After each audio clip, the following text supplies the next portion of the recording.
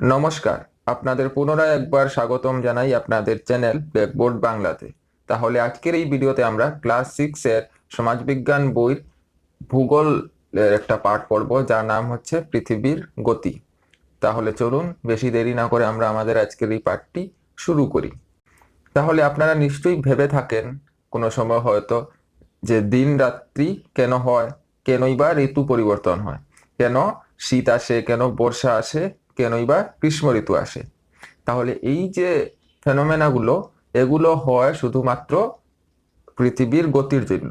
পৃথিবীর দু প্রকার গতি আছে, যার বিষয়ে আমরা আজকের এই পাঠটিতে পড়ব এবং দেখব সেই গতিগুলো কিভাবে প্রভাব ওদের ফেলে এই দিবারাত্র হওয়ার জন্য বা ঋতু পরিবর্তনের উপর।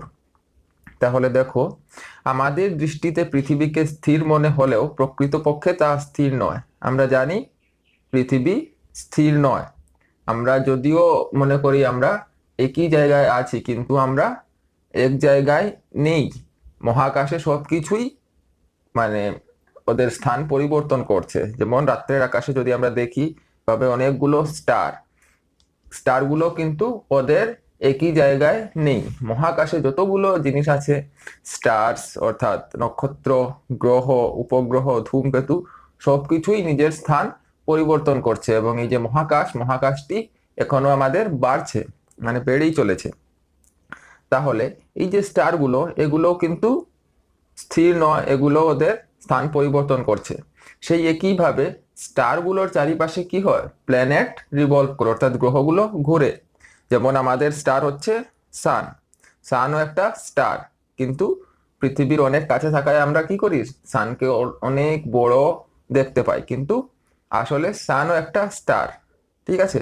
তাহলে এই যে আমাদের সূর্যের চারিদিকে অনেক গ্রহ ঘুরছে, এবং সেই গ্রহগুলোকে নিয়ে আমাদের সৌরজগৎ গঠিত হয়েছে, আমরা জানি।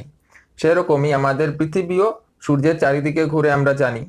কিন্তু আমরা তা অনুভব করতে পারি না, কারণ পৃথিবীর যে গতিটা হচ্ছে মানে কনস্ট্যান্ট। একই গতিতে পৃথিবী ঘুরছে সূর্যের চারিদিকে এবং ঘুরেই চলেছে। তাহলে গতি কি আমরা জানি, গতি হচ্ছে কোনো মানুষ বা কোনো বস্তুর সময়ের সাথে সাথে স্থান পরিবর্তন করা, তাকেই গতি বলা হয়। তাহলে পৃথিবীর যে গতি, পৃথিবী যে গতিতে সূর্যের চারিদিকে ঘুরছে, তা কনস্ট্যান্ট, অর্থাৎ একই গতিতে ঘুরছে, তাই আমরা তা অনুভব করতে পারছি না। সৌরজগতের অন্যান্য গ্রহ ও উপগ্রহের মতো পৃথিবীও গতিশীল। সৌরজগতে সবকিছুই গতিশীল, আমরা জানি। সৌরজগতের নক্ষত্র ও গ্রহগুলো পরস্পরকে আকর্ষণ করে। এই আকর্ষণের ফলে গ্রহগুলো গতিশীল। তাহলে এই মহাকাশে যতগুলো বডিজ আছে, গ্রহ, নক্ষত্র, সবকিছুই একটি আরেকটিকে কি করে, আকর্ষণ করে। ওদের যে গ্রেভিটি সবসময় আকর্ষণ করে আরেকটি গ্রহকে বা উপগ্রহকে বা নক্ষত্রকে। গ্রহ হিসাবে পৃথিবীরও গতি আছে, পৃথিবীও ঘুরছে, আমরা জানি। এবং পৃথিবীর গতি দু ধরনের। একটি গতির ফলে পৃথিবী নিজ মেরুদণ্ডের উপর ঘুরছে, এবং অন্য গতির ফলে তা সূর্যের চারিদিকে ঘুরছে। তাহলে পৃথিবীর দুটি গতি আছে। একটি গতি এখানে দেখুন, পৃথিবী এবং তাছাড়া অন্যান্য যে গ্রহগুলো আছে আমাদের সৌরজগতে, সব গ্রহগুলোই সূর্যের চারিদিকে ঘুরছে, তাই না? এখানে বুধ, তারপর শুক্র, পৃথিবী, মঙ্গল, বৃহস্পতি, তারপর আরো আছে শনি, ইউরেনাস, নেপচুন। তাহলে দেখুন, একটি কনস্ট্যান্ট স্পিডে এগুলো ঘুরছে এবং ঘুরছে নিজ কক্ষপথেই। প্রত্যেকটি গ্রহ একটি নির্দিষ্ট লাইনে ঘুরছে সূর্যের চারিদিকে। এই যে লাইনগুলো এখানে দেখানো হয়েছে, এগুলো কিন্তু কাল্পনিক, এগুলো এরকম তো নয় মহাকাশে, এগুলো শুধু বোঝার জন্য এখানে দেখানো হয়েছে।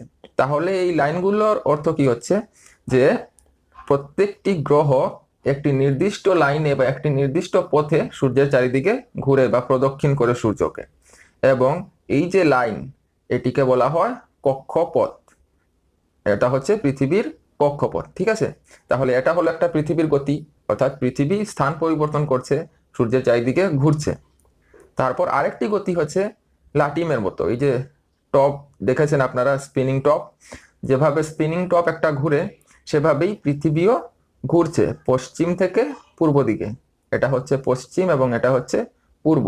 তাহলে পশ্চিম থেকে পূর্ব দিকে পৃথিবী কনস্ট্যান্টলি ঘুরছে, এবং এটিও পৃথিবীর একটি গতি।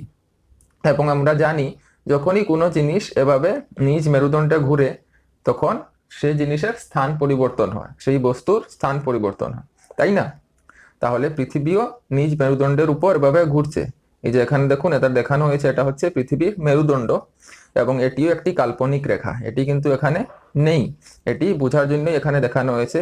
এটি হচ্ছে নর্থ এবং এটি হচ্ছে সাউথ। তাহলে পৃথিবীর উত্তর মেরু এবং দক্ষিণ মেরু কানেক্ট করা একটি কাল্পনিক রেখা, যাকে আমরা বলি পৃথিবীর মেরুদণ্ড, এবং পৃথিবী নিজ মেরুদণ্ডের উপরই এভাবে ঘুরছে পশ্চিম থেকে পূর্ব দিকে। তাহলে এই দুটি হলো পৃথিবীর গতি। এভাবে পৃথিবীর গতির সাহায্যে নিজ স্থান পরিবর্তন করাকে পৃথিবীর গতি বলা হয়। তাহলে এই যে নিজের স্থান পরিবর্তন করাকেই তো গতি বলি আমরা জানি। তাহলে পৃথিবীর গতি দুটি আমরা পেলাম, একটি হচ্ছে নিজ মেরুদণ্ডের উপর পৃথিবী ঘুরছে লাটিমের মতো, এবং আরেকটি গতি হচ্ছে পৃথিবী নিজ কক্ষপথে সূর্যের চারিদিকে প্রদক্ষিণ করছে। তাহলে এই দুটোকেই পৃথিবীর গতি বলা হয়। পৃথিবী নিজ মেরুদণ্ডের উপর ঘোরার গতি হচ্ছে আবর্তন বা আহ্নিক গতি। পৃথিবী যখন নিজ মেরুদণ্ডের উপর ঘুরে এভাবে, এটাকে বলা হয় আহ্নিক গতি, এবং অন্যদিকে পৃথিবী নিজ কক্ষপথে সূর্যের চারিদিকে ঘোরার গতিকে বলা হয় পরিভ্রমণ গতি বা বার্ষিক গতি। তাহলে এখানে দেখুন, এই যে আহ্নিক গতি, পৃথিবী যখন নিজ মেরুদণ্ডের উপর ঘুরে, তখন ধরুন এটা হচ্ছে পয়েন্ট এ।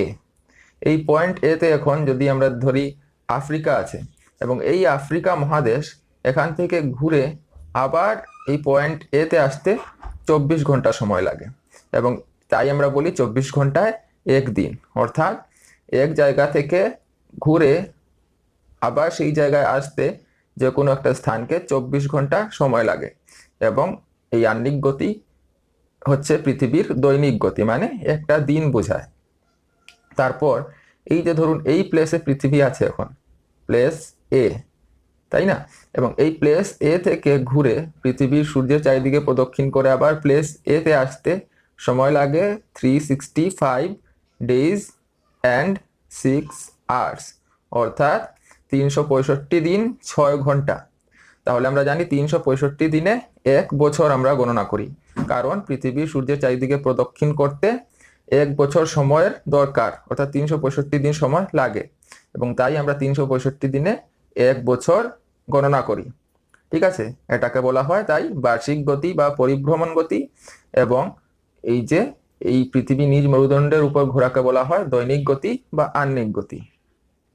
পৃথিবীর মেরুদণ্ডটি উত্তর ও দক্ষিণ মেরুকে সংযোগকারী একটি কাল্পনিক রেখা আমরা আগেই পেলাম। এটি হচ্ছে একটি কাল্পনিক রেখা যা পৃথিবীর উত্তর মেরু এবং দক্ষিণ মেরুকে সংযোগ করে। পৃথিবীর নিজ মেরুদণ্ডের উপর পশ্চিম থেকে পূর্ব দিকে সম্পূর্ণভাবে একবার ঘোরাকে আবর্তন বা আহ্নিক গতি বলে। পৃথিবী এভাবে সম্পূর্ণরূপে একবার ঘুরতে 24 ঘন্টা সময় লাগে, আমরা আগেই পেলাম। পৃথিবী একবার নিজ মেরুদণ্ডের উপর পুরো ঘুরতে কত সময় লাগে? 24 ঘন্টা সময় লাগে। পৃথিবীর এই গতির এই নির্দিষ্ট সময়কে একদিন ধরা হয়, সেই জন্য ওকে পৃথিবীর দৈনিক গতিও বলা হয়। আশা করছি আপনারা বুঝতে পেরেছেন দৈনিক গতি কাকে বলে। পৃথিবী যখন নিজ মেরুদণ্ডের উপর ঘুরে, তখন নিজ মেরুদণ্ডের উপর ঘোরার সময় পৃথিবীকে 24 ঘন্টা সময় লাগে এভাবে পশ্চিম থেকে পূর্ব দিকে একবার ঘুরে আসতে, তাই এটাকে বলা হয় দৈনিক গতি। ঠিক আছে, এবং পৃথিবী যখন সূর্যের চারিদিকে প্রদক্ষিণ করে, তখন একবার প্রদক্ষিণ করতে পৃথিবীকে 365 দিন সময় লাগে। অর্থাৎ এই যে 365 দিন, 365 দিনে আমরা 1 বছর গণনা করি, তাই তাকে বলা হয় বার্ষিক গতি পৃথিবীর। তাহলে দেখুন 1514 সালে কি হয়, কোপার্নিকাস প্রমাণ করেন যে সূর্য স্থির এবং পৃথিবী সূর্যের চারিদিকে ঘুরছে। দেখুন এখানে এই পিকচারটিতে আমরা যদি দেখি, তাহলে আমরা দেখছি পৃথিবী সূর্যের চারিদিকে ঘুরছে এবং সূর্য মানে সৌরজগতের কেন্দ্র। কিন্তু এই 1514 সালের আগে মানুষেরা মানে ভাবতো পৃথিবী হচ্ছে সৌরজগতের কেন্দ্র এবং সূর্যই পৃথিবীর চারিদিকে ঘুরে, কিন্তু যা ছিল ভুল। তা প্রমাণ সহকারে দেখান 1514 সালে কোপার্নিকাস নামের একজন ব্যক্তি। এটা আপনারা মনে রাখবেন, কোপার্নিকাস 1514 খ্রিস্টাব্দে প্রমাণ করেন যে সূর্য স্থির, অর্থাৎ সূর্য একই জায়গায় আছে এবং পৃথিবী সূর্যের চারিদিকে ঘুরছে। তাহলে ভাবুন তো, যদি সূর্য স্থির, তাহলে আমরা কেন দেখতে পাই সকালে সূর্য পূর্ব দিকে উদয় হয় এবং পশ্চিম দিকে অস্ত যায় বিকালে? এটা কেন হয়? আপনারা নিশ্চয়ই ভাবছেন সূর্য ঘুরে এবং পৃথিবী স্থির, তাই না? তাহলে এটা কেন হয় তা দেখার আগে আপনারা এই ভিডিওটি দেখুন, তাহলে আপনাদের বুঝতে সুবিধা হবে। এই ভিডিওটিতে দেখুন, একটি গাড়ি গতিশীল এবং আগে যাচ্ছে বা সম্মুখে যাচ্ছে, তাহলে আমরা বাইরের জিনিসগুলো কি দেখছি? সব পিছন দিকে যাচ্ছে, তাই না? এই ব্রিজ বা পাহাড় সবকিছুই আমাদের বোঝা যাচ্ছে যেন পিছন দিকে যাচ্ছে, কিন্তু আসলে কি হচ্ছে, আমরাই সম্মুখে যাচ্ছি এবং বাকি সব কিছু কিন্তু স্থির, তাই না? তাহলে এটা দ্বারা আমরা বুঝতে পারছি যে পৃথিবী সূর্যের চারিদিকে ঘুরছে, তাই সূর্য আমাদের লাগছে যেন পূর্ব থেকে পশ্চিম দিকে যায়। কারণ এখানে যদি আপনারা দেখেন, এই যে পৃথিবী পশ্চিম থেকে পূর্ব দিকে ঘুরছে, এবং এখানে যদি সূর্য থাকে তাহলে আমরা কি দেখবো? আমরা যদি এই পয়েন্টে থাকি, আমরা দেখবো আমরা সম্মুখে যাচ্ছি এবং সূর্য আমাদের পিছনে যাচ্ছে, অর্থাৎ সূর্য এদিকে যাবে, তাই না? অর্থাৎ পূর্ব থেকে পশ্চিমে, কারণ পৃথিবী পশ্চিম থেকে পূর্ব দিকে ঘুরছে। এবং তাই আমাদের লাগে যে সূর্য পূর্ব দিকে উদয় হয় এবং পশ্চিম দিকে অস্ত যায়, কিন্তু আসলে কি হয়, পৃথিবী পশ্চিম থেকে পূর্ব দিকে যাচ্ছে এবং তাই আমাদের লাগে সূর্য পূর্ব থেকে পশ্চিম দিকে যাচ্ছে। তারপর আমরা জানি পৃথিবীর নিজস্ব আলো নেই, পৃথিবী সূর্য থেকে তাপ ও আলো পায়, তাই না? সকল শক্তির উৎস সূর্য আমরা আগেই পেয়েছি, এবং সূর্য থেকেই আমরা তাপ ও আলো পাই। পৃথিবীর আকৃতি গোল হওয়ার জন্য সূর্যের আলো কোনো একটি মুহূর্তে এর অর্ধেক অংশে পড়ে, অর্থাৎ পৃথিবী নিজ মেরুদণ্ডের উপর পশ্চিম থেকে পূর্ব দিকে ঘোরার জন্য যেদিকে সূর্যের সামনে আসে সেখানে আলো পড়ে এবং তার বিপরীত দিকে আলো পড়ে না। এখানে দেখুন, এটা হচ্ছে সূর্য এবং এটা হচ্ছে পৃথিবী। তাহলে দেখুন, পৃথিবী তো স্থির নয়, পৃথিবী আহ্নিক গতির ফলে নিজ মেরুদণ্ডের উপর এভাবে ঘুরছে, তাই না? এখানে যদি আমরা কল্পনা করি একটি মেরুদণ্ড, তাহলে এই মেরুদণ্ডের উপর পৃথিবী পশ্চিম থেকে পূর্ব দিকে এভাবে ঘুরছে, এবং ঘোরার ফলে কি হচ্ছে, পৃথিবীর যে কোনো স্থান একটি নির্দিষ্ট সময়েই কিন্তু সূর্যের আলো পায়। অর্থাৎ এই স্থান যদি এখন এখানে থাকে, তারপর সেটি ঘুরে পেছন দিকে চলে যাবে, তাই সূর্যের আলো সেই স্থানের উপর পড়বে না। তাহলে তাই দিন রাত্র হয়, আমরা বুঝেছি এখানেই। তাহলে এই যে এলাকা যা সেপারেট করছে, এদিকে অন্ধকার এবং এদিকে আলো, এদিকে আলো কেন? কারণ এটা সূর্যের সম্মুখ দিক, এবং এদিকে আলো নেই কারণ এটা পিছন দিক। আমরা যে কোনো জিনিসের, যখন আমরা লাইটের সম্মুখে থাকবো তখন আমাদের সম্মুখে আলো পড়বে, কিন্তু আমাদের পিছনে আলো পড়বে না। তাই এই যে সার্কেল বা এই যে বৃত্ত যা পৃথিবীকে মানে দুভাগে ভাগ করছে, একদিকে আলো এবং একদিকে অন্ধকার, তাহলে এই সার্কেলকে বলা হয় আলোক বৃত্ত। এটা একটা সার্কেল, এখানে যদিও আমরা অর্ধেক দেখতে পাচ্ছি, অর্ধেক আরো পেছন দিকে রয়েছে, তাহলে এটা একটা সার্কেলের মতো এভাবে। তাহলে এই যে সার্কেল যা পৃথিবীকে দুভাগে ভাগ করছে তাকে বলা হয় আলোক বৃত্ত। এবং আলোক বৃত্তের ফলেই কি হয়, আলোকিত অংশ দিন ও বিপরীত দিকের আলোহীন অংশ রাত্রি থাকে। এক্ষেত্রে পৃথিবীর আলোকিত ও আলোহীন অর্থাৎ দিন রাত্রি অংশ দুটিকে একটি কাল্পনিক বৃত্ত দুভাগে ভাগ করেছে, এই বৃত্তকে বলা হয় আলোক বৃত্ত। তাহলে আলোক বৃত্তকে আমরা ইংরাজিতে সার্কেল অফ ইলুমিনেশনও বলে থাকি। সার্কেল অফ ইলুমিনেশন বা বাংলা যাকে আলোক বৃত্ত বলা হয়, তা হচ্ছে একটি কাল্পনিক বৃত্ত যা পৃথিবীকে দুভাগে ভাগ করেছে, একদিকে আলো একদিকে অন্ধকার। এবং তা কেন হচ্ছে, কারণ পৃথিবীর যে অংশ সূর্যের সম্মুখে থাকে দিনের যে কোনো সময়ে, সেখানে আলো পড়ে এবং তার পিছনের অংশে অন্ধকার থাকে, তাই তাকে বলা হয় আলোক বৃত্ত। তাহলে এই যে আহ্নিক গতির ফলে পৃথিবী যখন ঘুরছে সূর্যের চারিদিকে, এই আহ্নিক গতির ফলে কি হয়, দিন রাত্রি হয়, আমরা বুঝেছি, তাই না? এবং আহ্নিক গতির ফলে দিন রাত্রি হওয়ার জন্য পৃথিবীর উপরিভাগের জীবজন্তু উদ্ভিদ ইত্যাদির জন্ম ও বৃদ্ধি সম্ভব হয়েছে। এখন ভাবুন তো, যদি পৃথিবী ঘুরতো না, পৃথিবী স্থির থাকতো, তাহলে কি হতো? যদি এখানে ধরুন ভারত থাকে এবং এদিকে ধরুন আমেরিকা, এবং আমরা মানছি পৃথিবী স্থির, তাহলে কি হবে? 24 ঘন্টা ভারতের উপরে এভাবে যদি আলো পড়তো সূর্যের, এবং আমেরিকায় 24 ঘন্টা যদি পুরো অন্ধকার থাকতো, তাহলে কি হতো? কোনো জায়গায় জীবের উৎপত্তি সম্ভব হতো না। এদিক খুব বেশি গরম থাকতো, কারণ 24 ঘন্টা যদি এক জায়গায় সূর্যের আলো পড়ে, তখন তা জীবের বসবাসের অনুপযোগী হয়ে যাবে। এবং 24 ঘন্টা যদি সূর্যের আলো পড়েই না কোনো স্থানে, তা অতি ঠান্ডা হয়ে যাবে এবং শীতল হয়ে সেই স্থানেও জীবের বসবাস সম্ভব হবে না। তাই পৃথিবী আহ্নিক গতির ফলে জীবের উপযোগী হয়েছে। যদি আহ্নিক গতি না থাকতো, তাহলে পৃথিবীতে জীবও বসবাস করতে পারতো না। আহ্নিক গতি না থাকলে পৃথিবীর একটি অংশে সর্বদা দিন এবং অন্য অংশে সর্বদা রাত্রি হয়ে থাকতো। ফলে অন্ধকারাচ্ছন্ন অংশ সূর্যরশ্মির অভাবে ঠান্ডা হয়ে থাকতো, অন্যদিকে প্রাপ্ত অংশে তাপ বেড়ে সেই অংশে জীবের বসবাসের অনুপযোগী হয়ে যেত। তাই আহ্নিক গতি যদি না থাকতো তাহলে পৃথিবীতে জীবের বসবাসও সম্ভব হতো না। পৃথিবীর অন্য একটি গতি হলো পরিভ্রমণ গতি, যা আমরা জানি পৃথিবী সূর্যের চারিদিকে পরিভ্রমণ করছে বা ঘুরছে। পৃথিবী সূর্যের চারিদিকে একটি নির্দিষ্ট পথেই ঘুরে। এই পথটি কিন্তু গোলাকার নয়, এটা উপবৃত্তাকার। সূর্যের চারিদিকে ঘোরার এই উপবৃত্তাকার পথটিকে পৃথিবীর কক্ষপথ বলে। এখানে দেখুন, পৃথিবী সূর্যের চারিদিকে ঘুরছে, তাই না? এবং পৃথিবীর ঘোরার এই যে কক্ষপথ, যা একটি এখানে রেখা দ্বারা বোঝানো হয়েছে, কিন্তু আসলে এটা একটা কাল্পনিক রেখা। তাহলে এই যে পথটি, এটি কিন্তু বৃত্তাকার নয়, অর্থাৎ পুরো গোল নয়, এটি হচ্ছে উপবৃত্তাকার বা ডিম্বাকৃতি। দেখুন এখানে, তাহলে এই ডিম্বাকৃতি বা উপবৃত্তাকার পথকে পৃথিবীর কক্ষপথ বলা হয়। এবং এটার ফলে কি হবে আপনারা নিশ্চয়ই বুঝতে পারছেন। কোনো এক সময় পৃথিবী সূর্য থেকে অনেক দূরে থাকবে এবং কোনো এক সময় পৃথিবী সূর্যের অনেক কাছে থাকবে, তাই না?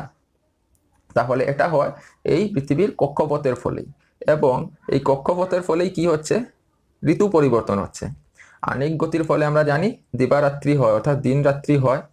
এবং এই যে পৃথিবীর কক্ষপথ যা উপবৃত্তাকার, আপনারা মনে রাখবেন পৃথিবীর কক্ষপথ বৃত্তাকার নয়, অর্থাৎ পুরো গোল নয়, এটা হচ্ছে উপবৃত্তাকার।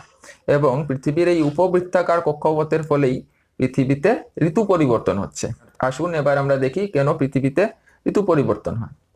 পৃথিবী নিজ কক্ষপথে একটি নির্দিষ্ট গতিতে সূর্যের চারিদিকে একবার সম্পূর্ণভাবে ঘুরতে 365 দিন 6 ঘন্টা সময় লাগে। আমরা জানি পৃথিবীর যে গতি তা হচ্ছে নির্দিষ্ট, অর্থাৎ গাড়ির মতো পৃথিবী অ্যাক্সেলারেট করছে না, হঠাৎ বেশি গতিতে কোনো সময় কম গতিতে, এরকম হয় না। পৃথিবী শুধুমাত্র একটি নির্দিষ্ট গতিতে ঘুরছে।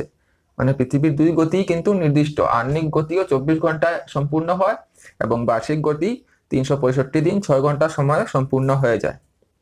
কিন্তু গণনার সুবিধার জন্য 365 দিনে 1 বছর ধরা হয়। অর্থাৎ এই প্রতি বছরে আমরা 6 ঘন্টা সময় ছেড়ে দিচ্ছি, তাই না? 365 দিন 6 ঘন্টায় পৃথিবী ঘুরছে, কিন্তু আমরা গণনা করছি শুধুমাত্র 365 দিনে 1 বছর। তাহলে সেই যে 6 ঘন্টা, তা কি হয়, এই ছেড়ে দেওয়া 6 ঘন্টা সময় 4 বছরে একত্রিত করলে প্রায় 24 ঘন্টা, অর্থাৎ একদিন হয়, তাই না? 4 6 24। তাহলে যখন একদিন বেড়ে যায় 4 বছর পর, সেই জন্য প্রতি 4 বছর অন্তর ফেব্রুয়ারি মাসে আমরা 28 দিনের পরিবর্তে 29 দিন গণনা করি। এভাবে যে বছরে একদিন বাড়ানো হয় সেই বছরটিকে অধিবর্ষ বা লিপ ইয়ার বলা হয়। তাহলে প্রত্যেক 4 বছর পর পর কি হয়, ফেব্রুয়ারি মাসে 29 দিন থাকে। এবং কেন থাকে, কারণ সেই যে ছেড়ে দেওয়া 6 ঘন্টা, সেই 6 ঘন্টাকে আমরা 4 বছরে যদি অ্যাড করি, 6 প্লাস 6 প্লাস 6 প্লাস 6, তাহলে 4 6 হয়ে যাবে 24, এবং 24 ঘন্টায় একদিন। তাই 4 বছর পর পর একদিন বেড়ে যায় বছরে, অর্থাৎ 366 দিনে 1 বছর হয় এবং সেই বছরকে বলা হয় লিপ ইয়ার। তাহলে লিপ ইয়ার যেমন ছিল আমাদের 2012 একটা লিপ ইয়ার, তাছাড়া 2016 একটা লিপ ইয়ার, অর্থাৎ 12 আর 4 16, তারপর 2020, এবং এখন আমাদের লিপ ইয়ার আসবে আবার 2024-এ, তাই না? তারপর এখানে আরেকটা কনসেপ্ট হচ্ছে অপসূর এবং অনুসূর। এটা খুবই সহজ একটা কনসেপ্ট, আপনারা একটু লক্ষ্য করলেই বুঝতে পারবেন। আপনারা যদি দেখেন তাহলে এই যে আগের পিকচারটিতে আমরা দেখি, একটি সময়ে পৃথিবী সূর্যের অনেক দূরে থাকে এবং একটি সময়ে সূর্য পৃথিবীর অনেক কাছে থাকে, তাই না?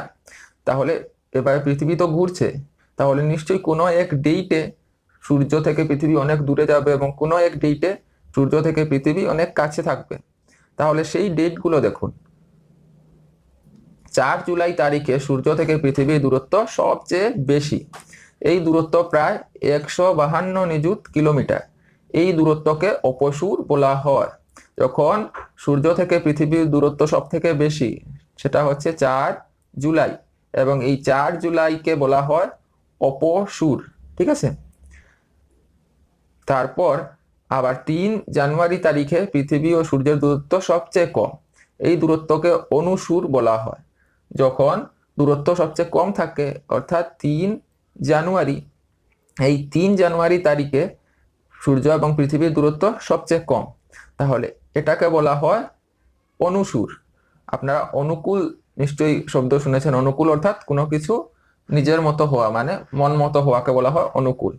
তাহলে যখন পৃথিবী সূর্যের সব থেকে কাছে থাকে তখন তাকে বলা হয় অনুসূর, এবং সব থেকে দূরে থাকে 4 জুলাই তারিখে তাকে বলা হয় অপসূর। ঠিক আছে, যখন সবচেয়ে কাছে থাকে পৃথিবী সূর্যের, তার দূরত্ব থাকে 147.5 নিযুত কিলোমিটার, এবং এটাই হচ্ছে অনুসূর। এবং 4 জুলাই তারিখে সূর্য এবং পৃথিবীর দূরত্ব থাকে 152 নিযুত কিলোমিটার, এটা হচ্ছে অপসূর। ঠিক আছে, এটা সহজ একটা কনসেপ্ট, আপনারা একটু লক্ষ্য করলেই বুঝতে পারবেন। তাহলে আমরা জানি সূর্য এবং পৃথিবীর একটা দূরত্ব সবসময় একই থাকে না, সবসময় দূরত্বটা পরিবর্তন হয়, এবং পরিবর্তন হওয়ার ফলে অপসূর এবং অনুসূর হয়। তাছাড়া এখন আমরা দেখব কিভাবে সিজনস চেঞ্জ হয়, অর্থাৎ ঋতু পরিবর্তন হয়। তাহলে আমরা জানি, দেখুন এখানে যদি আমরা দেখি এই পিকচারটিতে, পৃথিবী নিজ মেরুদণ্ডে একটা নির্দিষ্ট দিকে হেলানোভাবে আছে, এবং সেই যে হেলানোভাবে থাকাটা, এটা কিন্তু পরিবর্তন হচ্ছে না, এটা একই দিকে সবসময় পৃথিবী হেলানোভাবে থাকে, এবং তার জন্যই ঋতু পরিবর্তন হয়। আসুন দেখি কিভাবে। পৃথিবী সূর্যের চারিদিকে উপবৃত্তাকার পথে পরিভ্রমণ করার সময় সর্বদা এর কক্ষপথের সঙ্গে 66 সমস্ত দুভাগের 1 ডিগ্রি কোণ ধরে অগ্রসর হয়। এবং এই যে কোণ, পৃথিবী এবং সূর্যের মাঝে যে দূরত্ব আমরা দেখছি, পৃথিবী কি হচ্ছে, পৃথিবী হেলানোভাবে আছে, কোণের হিসাব করি, এটা হচ্ছে 66 সমস্ত দুভাগের 1 ডিগ্রি কোণ, এবং এই কোণেই কিন্তু পৃথিবী হেলানোভাবে আছে। এবং এই হেলানোভাবে থাকার জন্যই কি হচ্ছে, দেখুন পৃথিবী এরূপ হেলানোভাবে ঘুরে, তাই বছরের একটি নির্দিষ্ট সময় পৃথিবীর উপরিভাগের কোনো একটি গোলার্ধ সূর্যের মুখোমুখি হয়, অর্থাৎ সেই গোলার্ধের কিছু অংশ সূর্যের রশ্মি সোজাসুজিভাবে পড়ে, ফলে এই গোলার্ধে বায়ুমণ্ডলের তাপ বেড়ে যায়। আবার একই সময় অন্য গোলার্ধে সূর্যরশ্মি লম্বভাবে পড়ে, ফলে সেই সময় ওই গোলার্ধের তাপ হ্রাস পায়। দেখুন, যেমন যদি আমরা এই পিকচারটিতে দেখি, তাহলে দেখুন এখানে সূর্যরশ্মি কিন্তু উত্তর গোলার্ধে বেশি পড়ছে না, এবং সূর্যরশ্মি পড়ছে দক্ষিণ গোলার্ধে, এবং উত্তর গোলার্ধে কি হচ্ছে, সূর্যরশ্মি এই এরিয়াতে হেলানোভাবে পড়ে, মানে সেই গোলার্ধে বায়ুমণ্ডলের যে তাপ থাকে তা হ্রাস পায়। এবং দক্ষিণ গোলার্ধে এই সময় কি হয়, এই সময় হয় গ্রীষ্মকাল, এবং উত্তর গোলার্ধে থাকে তখন শীতকাল। কিন্তু তার ঠিক বিপরীতে জুন মাসে যদি আমরা আসি, জুন মাসে দেখুন সূর্যরশ্মি পড়ছে উত্তর গোলার্ধে, এবং দক্ষিণ গোলার্ধের এই যে অংশ, এই অংশে কিন্তু সূর্যরশ্মি হেলানোভাবে পড়ছে, অর্থাৎ তখন দক্ষিণ গোলার্ধে থাকে শীতকাল, এবং উত্তর গোলার্ধে, এখন আমরা জানি জুন মাস চলছে, তাই দেখুন আমাদের এখানে, আমরা যেহেতু উত্তর গোলার্ধে থাকি, আমাদের এখানে এখন চলছে গ্রীষ্মকাল, কিন্তু ঠিক একই সময় দক্ষিণ গোলার্ধে এখন চলছে শীতকাল। আশা করি আপনারা বুঝতে পারছেন। তাহলে এই যে পৃথিবীর হেলানোভাবে থাকার জন্য এবং পরিভ্রমণ গতির জন্যই ঋতু পরিবর্তন হচ্ছে। যদি পৃথিবী একই জায়গায় দাঁড়িয়ে থাকতো তাহলে কি হতো, পৃথিবীর একটা গোলার্ধে সবসময় শীতকাল থাকতো এবং একটা গোলার্ধে সবসময় গ্রীষ্মকাল থাকতো। কিন্তু যেহেতু পৃথিবী ঘুরছে, পরিভ্রমণ করছে এবং হেলানোভাবে পরিভ্রমণ করছে, তাই একটি গোলার্ধে গ্রীষ্মকাল থাকে এবং অন্য গোলার্ধে শীতকাল থাকে। বায়ুমণ্ডলের তাপের হ্রাস বৃদ্ধির জন্য বায়ুর চাপ এবং আর্দ্রতার হ্রাস বৃদ্ধি ঘটে, ফলে আবহাওয়া পরিবর্তন হয়। এভাবে সূর্যরশ্মির তীব্রতার তারতম্যের ফলে পৃথিবীর উপরিভাগে ঋতু পরিবর্তন হয়। তাপ, চাপ ও আর্দ্রতার ভিত্তিতে বছরটিকে প্রধানত গ্রীষ্ম, বর্ষা, শরৎ, শীত ইত্যাদি ঋতুতে ভাগ করা হয়। বাংলাতে আমরা জানি 6টি ঋতু থাকে, কিন্তু ইংরাজিতে শুধুমাত্র 4টি ঋতুই থাকে। ঠিক আছে, তাহলে পৃথিবী সূর্যের চারিদিকে ঘোরার সময় 21 জুন সূর্যরশ্মি কর্কট ক্রান্তি রেখার উপর সোজাসুজিভাবে পড়ে, এই অবস্থাকে কর্কট সংক্রান্তি বলে। 21 জুন তারিখে কি হয়, এখন তো সূর্যরশ্মি উত্তর গোলার্ধে সোজাসুজিভাবে পড়ে, তাই এই উত্তর গোলার্ধে 21 জুন তারিখে কি হয়, কর্কট সংক্রান্তি বলে সেই দিনকে। সেদিন সূর্যরশ্মি কর্কট ক্রান্তি রেখার উপর সোজাসুজিভাবে পড়ে। সেদিন কর্কট ক্রান্তি ও এর উত্তরে অবস্থিত স্থানগুলোয় বছরের সবচেয়ে লম্বা দিন ও রাত্রি ছোট হয়। এদিন 21 জুন তারিখে কি হয়, কর্কট ক্রান্তি রেখা এবং তার উপরে থাকা অংশগুলোতে সবচেয়ে লম্বা দিন এবং সবচেয়ে ছোট রাত্রি হয়। ওই সময় উত্তর গোলার্ধে গ্রীষ্মকাল, অন্যদিকে সেই সময় দক্ষিণ গোলার্ধে শীতকাল হয়। পৃথিবী নিজ কক্ষপথে অগ্রসর হতে হতে 23শে সেপ্টেম্বর তারিখে পুনরায় সূর্যরশ্মি বিষুব রেখাতে লম্বভাবে পড়ে। এই দিনই সমগ্র পৃথিবী পৃষ্ঠে দিন রাত্রি সমান হয়, এটাকে জল বিষুব বলা হয়। তারপর আবার সেপ্টেম্বর মাসে কি হয় দেখুন, 23শে সেপ্টেম্বর তারিখে সূর্যরশ্মি বিষুব রেখাতে লম্বভাবে পড়ে। এই দিন সমগ্র পৃথিবী পৃষ্ঠে দিন রাত্রি সমান হয়, এটাকে জল বিষুব বলা হয়। এই দিনকে বলা হয় জল বিষুব, কারণ এদিন সমগ্র পৃথিবী পৃষ্ঠে দিন রাত্রি সমান হয়, কারণ সূর্যরশ্মি বিষুব রেখাতে লম্বভাবে পড়ে। অন্যদিকে পৃথিবী অগ্রসর হওয়ার জন্য 22শে ডিসেম্বর দিনটিতে সূর্যরশ্মি মকর ক্রান্তিতে লম্বভাবে পড়ে, একে মকর সংক্রান্তি বলা হয়। এই মকর ক্রান্তির সময় দক্ষিণ গোলার্ধে গ্রীষ্মকাল এবং উত্তর গোলার্ধে শীতকাল হয়। ঠিক আছে, দক্ষিণ গোলার্ধে দিন বড় ও রাত্রি ছোট এবং উত্তর গোলার্ধে রাত্রি বড় ও দিন ছোট হয়। পুনরায় পৃথিবী সূর্যের চারিদিকে প্রদক্ষিণের জন্য 21শে মার্চ তারিখে সূর্যরশ্মি বিষুব রেখার উপর লম্বভাবে পড়ে। এ সময় উভয় গোলার্ধে সূর্যরশ্মি একই রকম লম্বভাবে পড়ে। এই দিনটিতে সমগ্র পৃথিবীতে দিন রাত্রি সমান হয়, একে বলে মহাবিষুব। এখানে আমরা পেয়েছিলাম জল বিষুব, এবং মার্চ মাসের 21 তারিখ কি হয়, আবার দিন রাত্রি সমান হয় পৃথিবী পৃষ্ঠে, তাকে বলা হয় মহাবিষুব। ঠিক আছে, আশা করছি আপনারা কনসেপ্টগুলো বুঝতে পেরেছেন। প্রথমে আজ আমরা পড়লাম পৃথিবীর গতির উপর। পৃথিবীর দু প্রকার গতির জন্য দিন রাত্রি হয় এবং ঋতু পরিবর্তন হয়। পৃথিবীর একটা গতি হচ্ছে আহ্নিক গতি এবং আরেকটি গতি হচ্ছে বার্ষিক গতি। ঠিক আছে, তারপর আমরা পড়লাম আহ্নিক গতি থাকে 24 ঘন্টার এবং বার্ষিক গতি থাকে 365 দিন 6 ঘন্টার। তারপর আমরা জানলাম 1514 খ্রিস্টাব্দে কোপার্নিকাস প্রমাণ করেছিলেন যে পৃথিবী সূর্যের চারিদিকে ঘুরছে। ঠিক আছে, তারপর আমরা আলোক বৃত্ত সম্পর্কেও জানলাম, একটি কাল্পনিক বৃত্ত যা পৃথিবীকে মানে একদিকে দিন এবং একদিকে রাত্রিতে দুভাগে ভাগ করে। ঠিক আছে, আলোক বৃত্ত সম্পর্কে আমরা জানলাম। তাছাড়া আমরা অপসূর অনুসূরের বিষয়ে জানলাম, পৃথিবীর কক্ষপথ যে উপবৃত্তাকার তার বিষয়েও আমরা জানলাম, এবং লিপ ইয়ারের বিষয়ে আমরা জেনেছি, এবং শেষে আমরা জেনেছি ঋতু পরিবর্তনের বিষয়ে এবং জল বিষুব, মহাবিষুব, এবং জুন মাসের 21 তারিখে উত্তর গোলার্ধে সবচেয়ে বড় দিন এবং সবচেয়ে ছোট রাত্রি হয়, এগুলোর বিষয়ে আমরা জেনেছি। আশা করছি আজকের এই ভিডিওটি আপনাদের ভালো লেগেছে। যদি কোনো কিছু বুঝতে অসুবিধা হয় তাহলে ভিডিওটিকে রিওয়াইন্ড করে আবার পুনরায় একবার দেখে নেবেন, তাহলে বুঝতে সুবিধা হবে। পরের ভিডিওতে আবার দেখা হবে। ধন্যবাদ।